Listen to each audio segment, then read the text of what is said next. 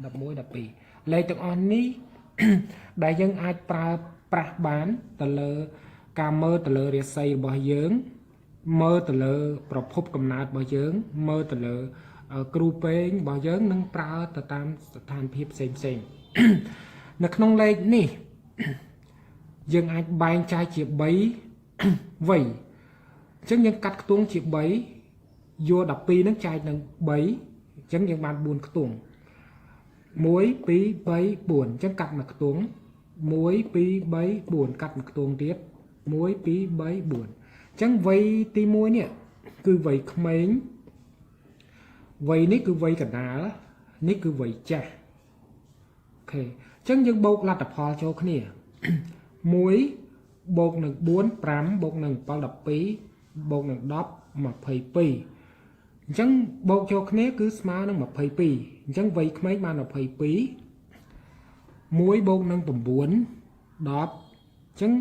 វ័យកណ្ដាលនេះគឺបាន10ដល់ពេលវ័យចាស់យក2បូកនឹង4 6បូកនឹង6 12បូកនឹង8 20វ័យចាស់គឺបាន20អញ្ចឹងមានន័យថាវ័យនេះវ័យក្មេងគឺជាវ័យដែលនៅជាមួយឪពុកម្ដាយវ័យកណ្ដាលវ័យដែលចេញមកមានគ្រួសាររកស៊ីខ្លួនឯងនេះគឺជាវ័យចាស់អញ្ចឹងវ័យក្មេងគាត់22វ័យកណ្ដាល10មានន័យថាវ័យក្មេងគាត់រាសីគាត់ល្អមានការផ្គត់ផ្គង់ល្អដល់វ័យចាស់ចេញរកស៊ីខ្លួនឯងធ្លាក់ដល់ពេលវ័យ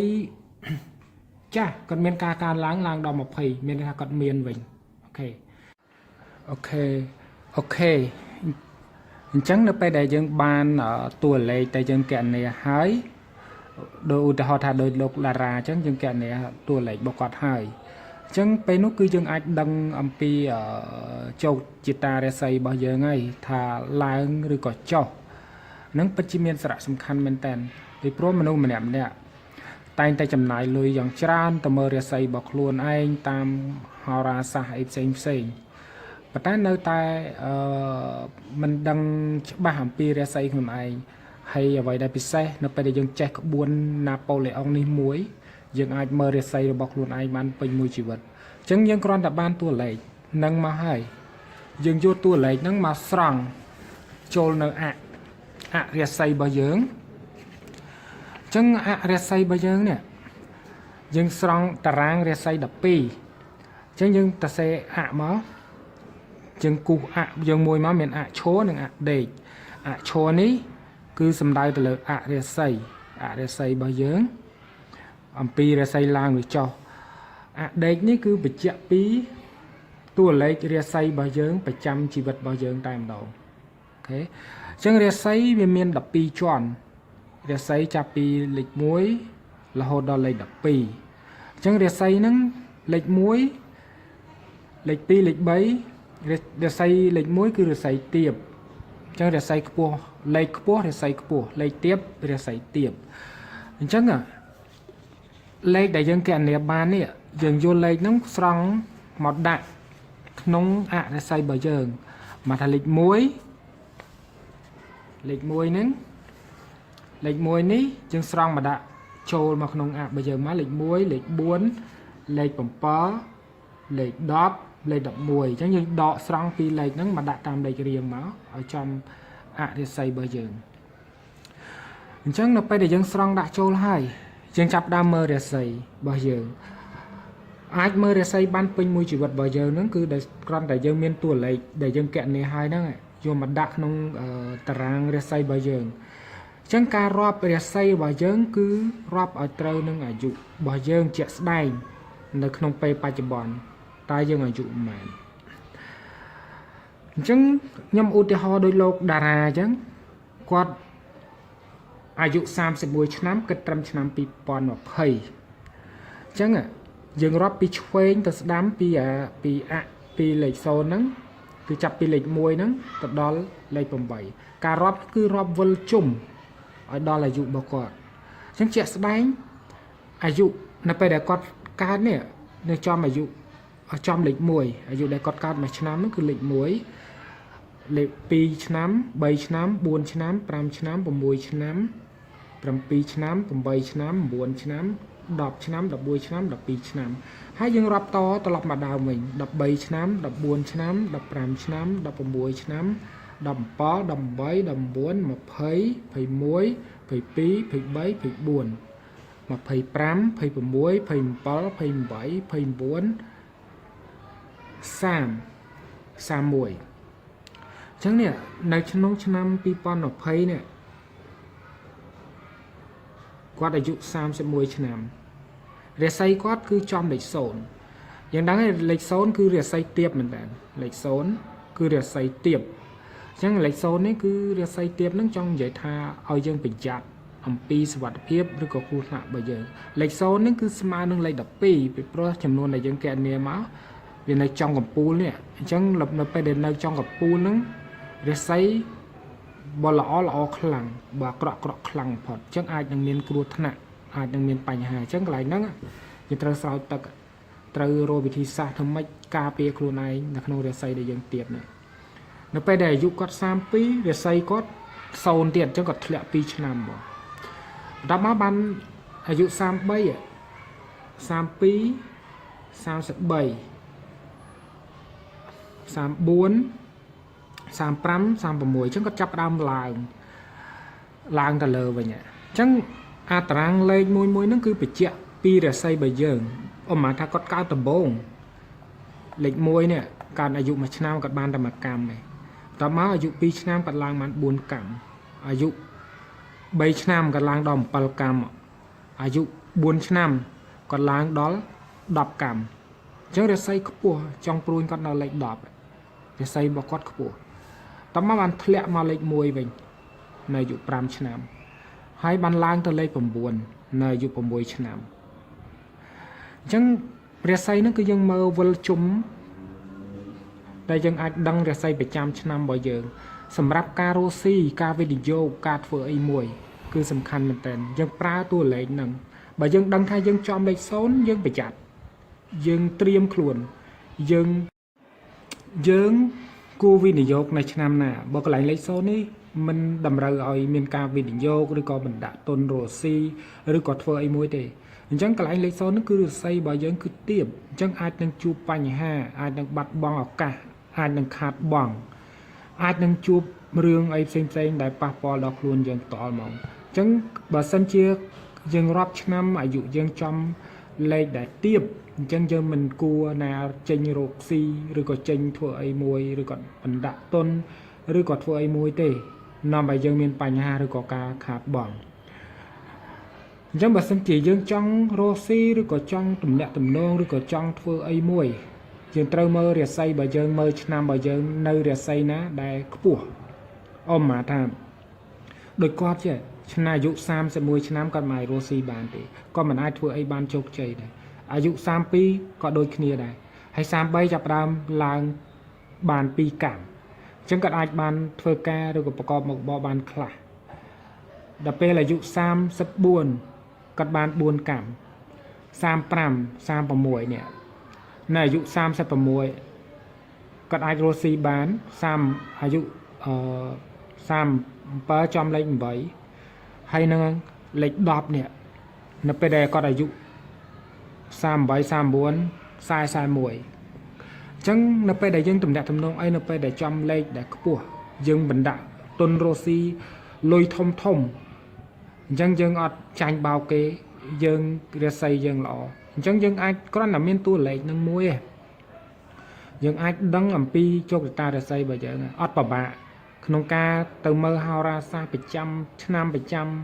ថ្ងៃប្រចាំអីផ្សេងនាំតែអស់លុយកាក់អីផ្សេងទេក្បួននេះគឺល្អមែនតើក្បួនបកាយស័ក្តិសិទ្ធិមែនតើដែលយើងចេះតែមួយយើងអាចប្រើបានពេញមួយជីវិតរបស់យើងដែលអាចជួយដាស់តឿនសតិរបស់យើងឲ្យយើងមានការប្រុងប្រយ័ត្នឲ្យយើងមានការធ្វើអ្វីមួយប្រកបដោយភាពជោគជ័យអូខេខ្ញុំចែកចម្លែកក្បួននេះដើម្បីជាចំណេះដឹងជូនបងប្អូនពុកម៉ែទាំងអស់គ្នាឲ្យបានយល់បន្ថែមហើយអរគុណច្រើនមែនទែនសម្រាប់ការទស្សនា Channel របស់ខ្ញុំហើយកុំភ្លេចជួយ Like ជួយ Subscribe Share ដើម្បីជាការលើកទឹកចិត្តឲ្យខ្ញុំផងអូខេអរគុណ